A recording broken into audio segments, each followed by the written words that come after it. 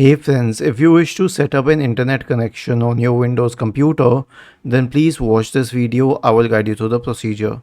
So here's what you need to do. Earlier we had Ethernet connections which were very popular, and if you need to connect using an Ethernet cable today and your computer supports it, then all you need to do is connect one end of the cable to the computer and other end to the router. That is it, nothing else is needed. But here's the thing, if you want to set up an internet connection these days, you basically set it up through Wi-Fi. So go to the Wi-Fi section, click on the system tray and then select this Wi-Fi option here. Click on the Wi-Fi option, then click on connect and then type the password. Hit enter and in a while it will say connected.